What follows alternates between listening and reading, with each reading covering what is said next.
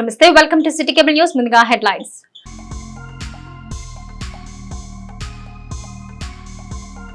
Mega DSC హామీకి ప్రభుత్వం కట్టుబడింది శాసన మండలిలో ప్రకటించిన మంత్రి నారా లోకేష్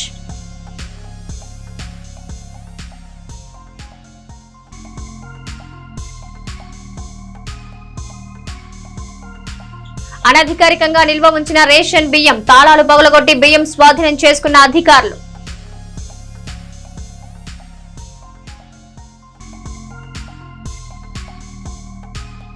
ఈ నెల 27న గ్రాండ్ గా యూత్ కల్చరల్ ఫెస్టివల్ ముఖ్య అతిథిగా హాజరు కానున్న స్థానిక శాసనసభ్యులు ప్రతిపాటి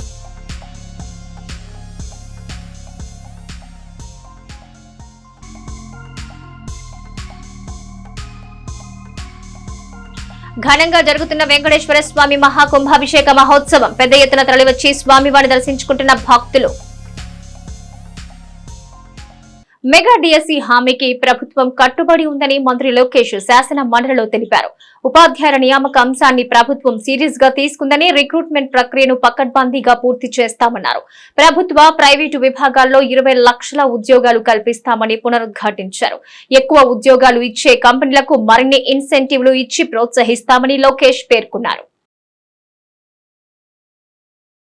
బాబు సూపర్ 6 హామీలో మొదటి హామీ ప్రభుత్వం ప్రైవేట్ మరియు స్వయం ఉపాధి ద్వారా 20 లక్షల మందికి మేము ఉద్యోగాలు ఉపాధి కల్పిస్తామని హామీ ఇచ్చాం. దానికి ఎన్డీఏ ప్రభుత్వం కట్టుబడి ఉంది, దాంట్లో ఎలాంటి సందేహం లేదు. దాంట్లో భాగంగా చంద్రబాబు నాయుడు గారు 5 సంతకాలు చేస్తే తొలి సంతకం మెగా డిఎస్సి పైన ఉంది. ఆ మెగా డిఎస్సి ప్రక్రియ పకడ్బందీగా పూర్తి చేస్తాం. ఆల్రెడీ చంద్రబాబు నాయుడు గారు గౌరవ ముఖ్యమంత్రులు రివ్యూలు స్టార్ట్ చేశారు. పెట్టుబడులు ఎన్ని తీసుకొచ్చాం కదా 40 రోజుల రివ్యూ స్టార్ట్ చేశారు.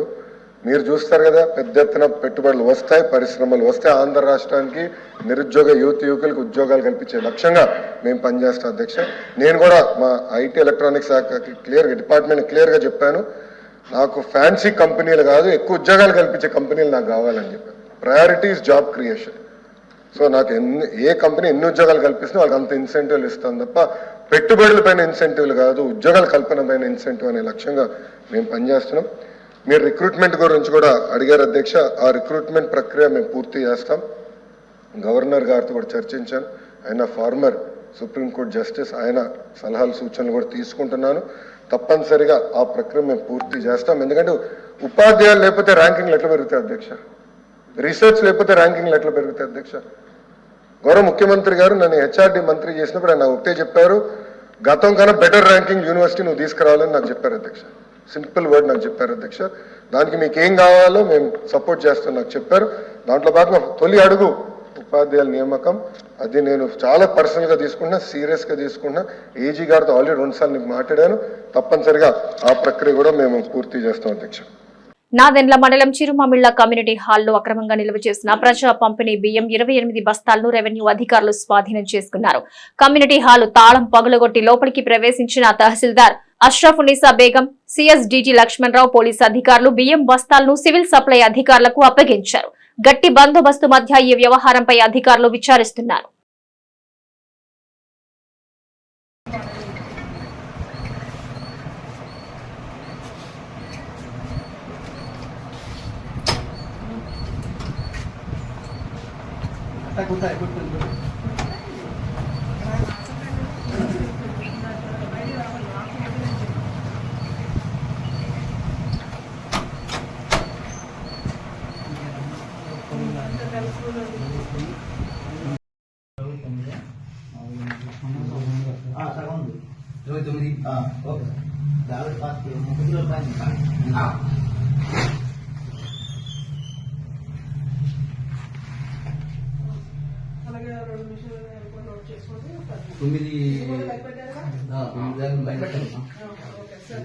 మాజీ మంత్రి స్థానిక శాసనసభ్యులు ప్రతిపాటి పుల్లారావు ఆదేశాల మేరకు మున్సిపల్ కమిషనర్ సిహెచ్ గోవిందరావు శుక్రవారం 22, 23 వార్డుల్లో పర్యటించారు. ఈ సందర్భంగా ఆయన ఆయా వార్డుల్లో జరుగుతున్న పారిశుద్ధ్య పనులపై సిబ్బందిని ఆరా తీశారు. అలాగే పారిశుద్ధ్య నిర్వహణపై ఎటువంటి నిర్లక్ష్య ధోరణి లేకుండా విధులు నిర్వర్తించాలని వారికి తెలియజేశారు. ప్రజల వద్ద నుంచి ఏవైనా ఫిర్యాదులు వస్తే వాటిని వెంటనే పరిష్కరించాలని సూచించారు. కార్యక్రమంలో శానిటరీ ఇన్స్పెక్టర్లు, శానిటరీ సెక్రటరీలు పాల్గొన్నారు. కేంద్ర మానవ వనరుల శాఖ ఆధ్వర్యంలో కేంద్ర ప్రభుత్వం జాతీయ విద్యా విధానం అమలు చేసి 4 ఏళ్లు పూర్తయిన శుభ సందర్భంగా జూలై 22 నుంచి 29వ తేదీ వరకు శిక్షా సప్తాహ కార్యక్రమం నిర్వహిస్తోంది. అందులో భాగంగా పట్టణంలోని డాక్టర్ మర్రి చెన్నారెడ్డి మున్సిపల్ ప్రాథమిక పాఠశాలలో చదువుతున్న విద్యార్థులకు పలు ఆటల పోటీలు, సాంస్కృతిక కార్యక్రమాలు నిర్వహించారు. ఈ సందర్భంగా ప్రధానోపాధ్యాయులు కె సుధా మాట్లాడుతూ విద్యార్థులకు ఇటువంటి సాంస్కృతిక కార్యక్రమాల నిర్వహణ వల్ల మానసిక ఉల్లాసం పెరుగుతుందన్నారు. Stage fear తొలగిపోతుందని, దృఢచిత్తం పెంపొందుతుందన్నారు. ఈ పోటీల వల్ల విద్యార్థులకి పోటీ తత్వం అలవడుతుందన్నారు. ఈ కార్యక్రమంలో పాఠశాల ఉపాధ్యాయులు పోటు శ్రీనివాసరావు, ఏ నీలిమ, పేరెంట్స్ కమిటీ సభ్యులు, విద్యార్థులు పాల్గొన్నారు.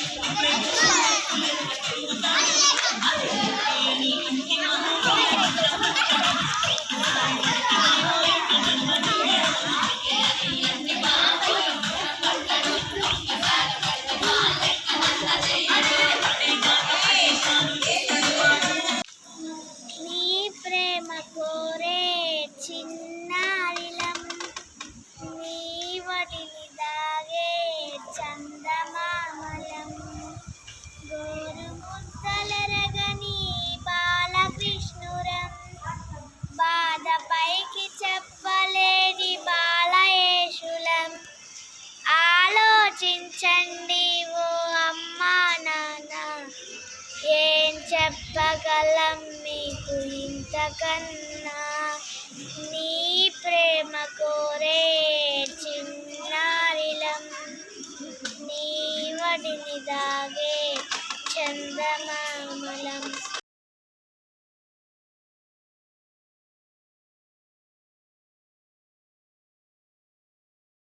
చిలకలూరిపేట పట్టణ పోలీస్ స్టేషన్ పరిధిలో ఇటీవలి పలువురు పోగొట్టుకున్న 5 సెల్ ఫోన్లను అర్బన్ పోలీసులు చాకచక్యంగా రికవరీ చేసి బాధితులకు అందజేశారు. శుక్రవారం స్థానిక అర్బన్ పోలీస్ స్టేషన్ లో నిర్వహించిన ఓ కార్యక్రమంలో బాధితులు 5గురికి సీఐ రమేష్ చేతుల మీదుగా సెల్ ఫోన్లు అందజేశారు. దీంతో వారు పోలీసులకు కృతజ్ఞతలు తెలియజేశారు.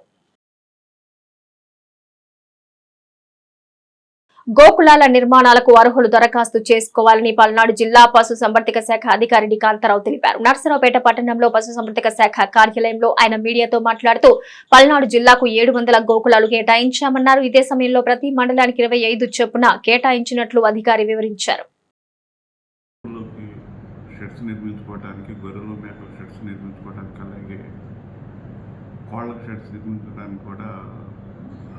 మన జిల్లాకి 700 షెడ్ నిర్మించడానికి అవకాశం ఇవ్వడం జరిగింది. ఇది మెయిన్ ఎంజీఎన్ఆర్ఎస్ నిధులతోటి ఈ షెడ్స్ నిర్మిస్తారు. 90% ఎంజీఎన్ఆర్ఎస్ నిధులు ప్లస్ 10% లబ్ధిదారుల వాటా చెల్లించాల్సి ఉంటుంది. దీని కింద ప్రతి మండలానికి మనకి 25 చొప్పున ప్రస్తుతం కేటాయించడం జరిగింది. అదేవిధంగా జిల్లా మొత్తం 700 కేటాయించడం జరిగింది. అంటే వీటిలో వచ్చేసి మనము 2 పశువులు ఉన్నవాళ్ళు, 4 పశువులు ఉన్నవాళ్ళు, 6 పశువులు ఉన్నవాళ్ళు కూడా షెడ్స్ నిర్మించడానికి అప్లై చేసుకోవచ్చు. అంటే ఇందులో 2 పశువులు షెడ్ ఉన్నవాళ్ళైతే 11,500 రూపాయలు లబ్ధిదారుని వాటా కింద చెల్లించాల్సి వస్తుంది. 4 పశువులు ఉంటేనే 18,500 రూపాయలు చెల్లించాల్సి వస్తుంది. 6 పశువులు అయితే 23,000 అతన్ని కంట్రిబ్యూషన్గా చెల్లిస్తే అతని సొంత స్థలంలోనే ఎంజీఎన్ఆర్ఎస్ వాళ్ళ టెక్నికల్ స్టాఫ్ వాటిని ఒక 15 years వరకు స్ట్రాంగ్గా ఉండే విధంగా నిర్మిస్తారు. ఇది ప్రతిదీ ఆన్లైన్లోనే వర్క్ ప్రోగ్రెస్ కానీ జియో ఫోటోలు తీయటం కానీ జరుగుతుంటుంది. కాబట్టి దీనికి అవకాశం ఉన్నటువంటి రైతులందరూ దీన్ని సద్వినియోగం చేసుకోవాల్సిందిగా తెలియజేస్తున్నాం.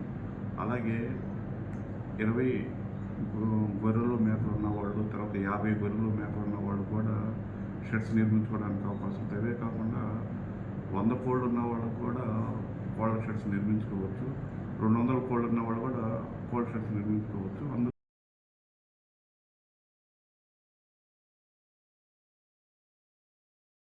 ముఖ్యమంత్రి చంద్రబాబు ప్రకటించిన సూపర్ 6 పథకాల్లో ఒకటైన తల్లికి వందనం పథకంపై శాసన మండలిలో చేసిన ప్రకటనని వక్రీకరించిన మీడియాపై చర్యలు తప్పవని విద్యాశాఖ మంత్రి నారా లోకేష్ హెచ్చరించారు. ఈ మేరకు మండలిలో ఆయన మాట్లాడుతూ కొన్ని మీడియా ఛానళ్లు తల్లికి వందనం పథకంపై తాను చెప్పిన మాటలు తప్పుగా ప్రచారం చేశాయని మండిపడ్డారు. ఆయా ఛానళ్లపై త్వరలోనే తగు చర్యలు తీసుకుంటామని హెచ్చరించారు. ప్రభుత్వం ప్రకటించిన సూపర్ 6 పథకాలు అన్ని కూడా ప్రజలకు సరైన సమయంలో అందుతాయని ఈ సందర్భంగా ఆయన స్పష్టం చేశారు.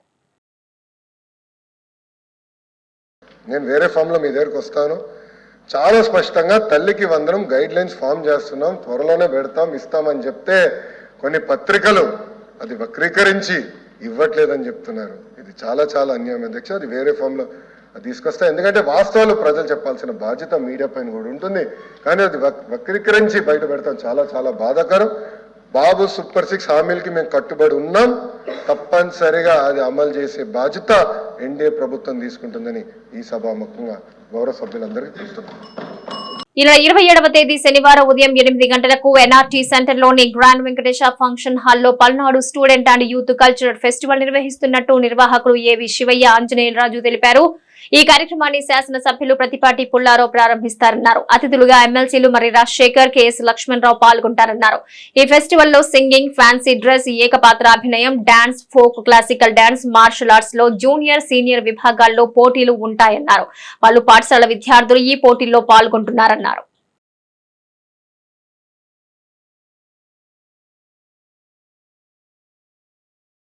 పేరు ఆంజనేయరాజు, డివైఎఫ్ఐ జిల్లా కార్యదర్శిని, పల్నాడు జిల్లా కార్యదర్శిని.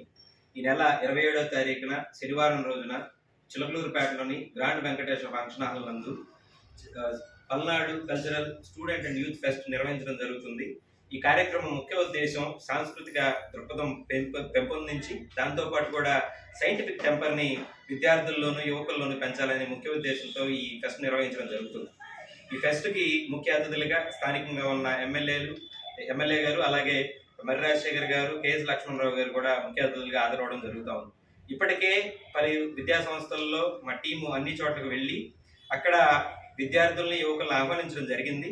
ఫెస్ట్ ఖచ్చితంగా వాతావరణం కాస్త సహకరించకపోయినా కానీ ఫెస్ట్ ఇండోర్ హాల్లో మంచి ఫెసిలిటీస్ ఏర్పాటు చేసి చేయడం జరుగుతూ ఉంది. కాబట్టి చిలకూరుపేట ప్రాంతంలో ఉన్న యువకులు, విద్యార్థులు, అట్లాగే మామూలు స్థానిక ప్రజలు కూడా ఈ అవకాశాన్ని వినియోగించుకొని ఈ ఫెస్ట్ లో పాల్గొనండి. అలాగే పాల్గొనడంతో పాటు కూడా వీక్షించడానికి కూడా స్థానిక ప్రజలందరూ కూడా విచ్చేయాలని చెప్పేసి కోరుతా ఉన్నాం.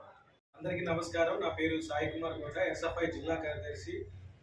పల్నాడు స్టూడెంట్ మరియు యూత్ ఫెస్ట్ మన చిలకలూరుపేట నియోజకవర్గంలో కండక్ట్ చేయడం జరుగుతుంది. ఈ ఫెస్ట్ వచ్చేసరికి 2 కేటగిరీస్లో జరుగుతుంది, సీనియర్స్ మరియు జూనియర్స్. ఈ కార్యక్రమానికి ప్రతి ఒక్క విద్యార్థులు పాల్గొని జయప్రదం చేయాల్సిందిగా కోరుతున్నాం. ఈ కార్యక్రమంలో అతిథులుగా మన ప్రతిపాటి పుల్లారావు గారు, అలానే మరి రాజశేఖర్ గారు, ఎమ్మెల్సీ కెఎస్ లక్ష్మణరావు గారు పాల్గొంటున్నారు. కాబట్టి అందరూ విద్యార్థులు పాల్గొని ఈ కార్యక్రమాన్ని జయప్రదం చేయండి. చిలకలూరిపేట మండలం పసుమరులో ఉన్న అంతర్జాతీయ ఈలపాట కళాకారులు ఏఆర్ లయ స్థానిక సమాజ సేవకులు సాహితీవేత్త డాక్టర్ చుక్కా విన్సెంట్ పాల్ ను సత్కరించారు. ఇటీవలి చుక్కా గౌరవ డాక్టరేట్ పొందిన సందర్భంగా శుక్రవారం జరిగిన కార్యక్రమంలో ఆయన్ను సత్కరించారు. ఈ కార్యక్రమంలో బొంత భాగ్యరాజు, ధూళిపాళ్ల శ్రీనివాసరావు, వెంకట్, దార్ల బుజ్జిబాబు ఉన్నారు.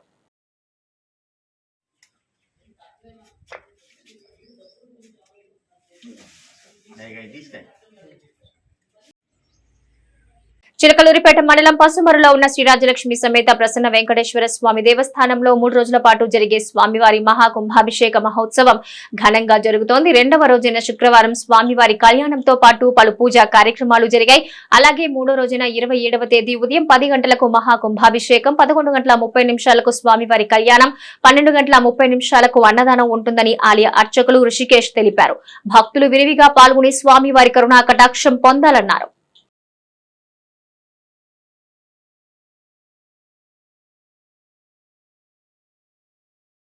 పట్టణంలోని ఆర్యవేశ కళ్యాణ మండపంలో శ్రీ వినాయక ట్రస్ట్ ఆధ్వర్యంలో గత 5 రోజులుగా జరుగుతున్న గానామృత విశిష్ట ఆలాపనల కార్యక్రమం శుక్రవారం ముగిసింది. వాసవి మాత కుమారస్వామిని స్తుతిస్తూ ఆద్యాంతం భక్తి ప్రపత్తులతో 5వ రోజు కార్యక్రమం కొనసాగింది. వరుసగా 5 రోజుల పాటు గానామృత కార్యక్రమాన్ని వినాయక ట్రస్ట్ సభ్యులు నిర్వహించారు.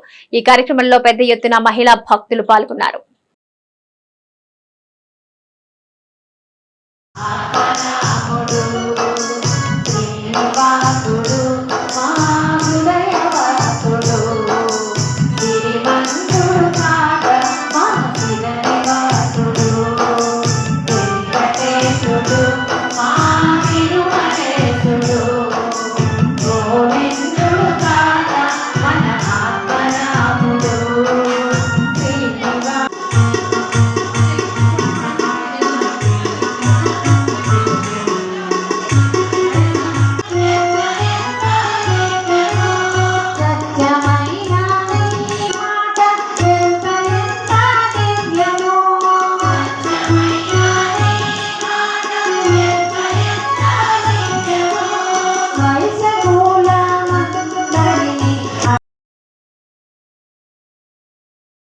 పల్నాడు జిల్లా మాచర్లలో ప్రభుత్వ సాంఘిక సంక్షేమ బాలికల కళాశాలలో విద్యార్థులకు వసతి సదుపాయం కల్పించేందుకు గాను మాచర్ల పట్టణంలో ఖాళీగా ఉన్న భారత ప్రసార మంత్రిత్వ శాఖ ఆధ్వర్యంలోని భవనాన్ని లీజు కింద ఇచ్చేందుకు అనుమతి ఇవ్వాలని కోరుతూ కేంద్ర సమాచార ప్రసార శాఖ సహాయ మంత్రి ఎల్ మురుగన్ను టీడీపీ పార్లమెంటరీ పార్టీ నేత నరసరావుపేట ఎంపీ లావు శ్రీకృష్ణదేవరాయలు కోరారు. ఈ మేరకు ఢిల్లీలో కేంద్ర మంత్రికి వినతి పత్రం సమర్పించారు. హాస్టల్ సౌకర్యం కోసం ప్రభుత్వ భవనం లేకపోవడంతో వసతి గృహాలు లేక విద్యార్థులు తీవ్ర ఇబ్బందులు పడుతున్నారని మాచర్ల పట్టణంలో వివిధ కళాశాలలో ఎస్సీ, ఎస్టీ, బీసీ వర్గాలకు చెందిన నిరుపేద బాలికలు విద్యను అభ్యసిస్తున్నారని, వారికి భవనాల కొరత తీవ్రంగా ఉందన్నారు. మాచర్ల పట్టణంలో భారత ప్రసార మంత్రిత్వ శాఖ వారి సిబ్బంది కోసం 20 గదులతో భవనాన్ని నిర్మించింది. కానీ అవి ఉపయోగంలో లేవు. అలాగే భారత ప్రసార మంత్రిత్వ శాఖ ఈ భవనాన్ని లీజుకి ఇచ్చేందుకు సుముఖంగా ఉందని, వెనుకబడిన తరగతులకు చెందిన బాలికలు ఎదుర్కొంటున్న అసౌకర్యాన్ని దృష్టిలో ఉంచుకుని ఖాళీగా ఉన్న భవనం లీజుకు అనుమతినివ్వాలని కోరారు. దీనికి మంత్రి సానుకూలంగా స్పందించారు. భారతీయ జనతా పార్టీ యువ మోర్చా ఆధ్వర్యంలో కార్గిల్ విజయోత్సవ కార్యక్రమం జరిగింది. కాంగ్రెస్ పార్టీ కార్యాలయం ఎదురు ఉన్న నేతాజీ విగ్రహం వద్ద కార్యక్రమాన్ని నిర్వహించారు. తొలుత నేతాజీ విగ్రహానికి పూలమాల వేసి నివాళులర్పించారు. ఈ సందర్భంగా బీజేపీ మాజీ జిల్లా అధ్యక్షులు పోట్రు పూర్ణచంద్రరావు మాట్లాడుతూ కార్గిల్ విజయానికి 25 ఏళ్లన్నారు. వాజ్పేయి ప్రధానిగా ఉన్న కాలంలో పాక్ దుశ్చర్యను కార్గిల్ వీరులు తరిమి కొట్టారన్నారు. కార్గిల్ యుద్ధ వీరులకు జై కొట్టారు. కార్యక్రమంలో యువ నాయకులు వంకాయలపాటి వంశీ, బండారు నాగరాజు, కస్తూరి వెంకటేశ్వర్లు తదితరులున్నారు.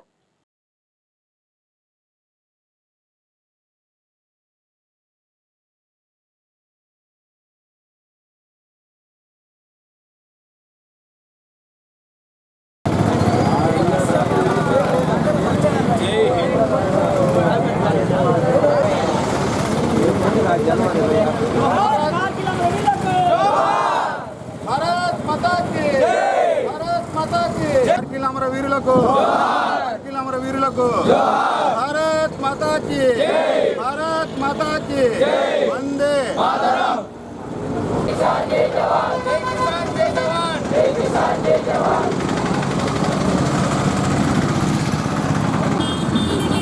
కార్గిల్ అమరవీరులకు చిలకలూరుపేట పట్టణంలో సుభాష్ చంద్రబోస్ విగ్రహం దగ్గర విద్యార్థులందరూ కూడా ఈరోజు ఈ యాక్షన్ దీంట్లో పాల్గొన్నారు. ఈ రోజుకి 20 సంవత్సరాలుగా అయినందువల్ల ఈరోజు నరేంద్ర మోడీ గారు కూడా కార్గిల్కి వెళ్ళి అక్కడ సందర్శన చేస్తూ ఉన్నారు. అలానే వాజ్పేయి గారి టైంలో కార్గిల్లో యుద్ధం పాకిస్తాన్ మీద ఎంతో మంది అమరవీరులు అమర జవాన్లు చనిపోయారు. దానికి ఈరోజు విజయోత్సవంగా తెలిసిన సందర్భంగా ఈరోజు చిలకలూరుపేటలో జరుపుకోవడం చాలా సంతోషంగా ఉంది.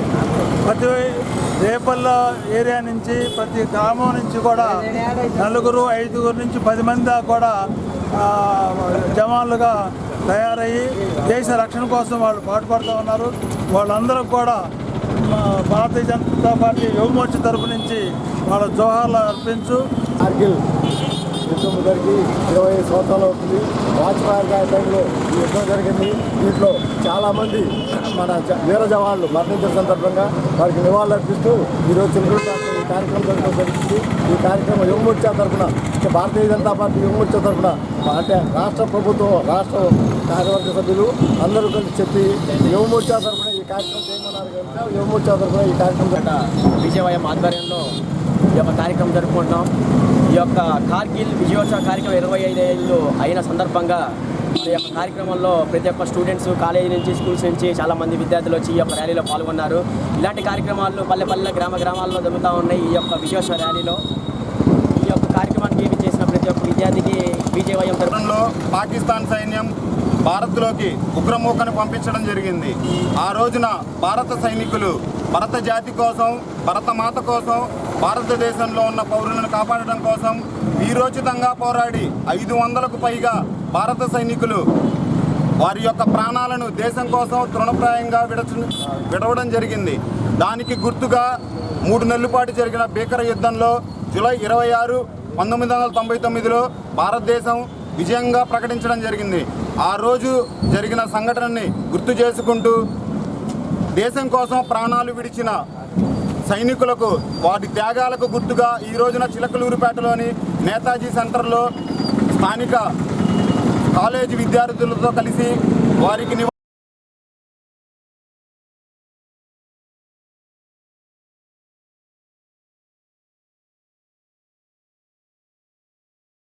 ఇవి నా సిటీ కేబుల్ న్యూస్. నమస్తే.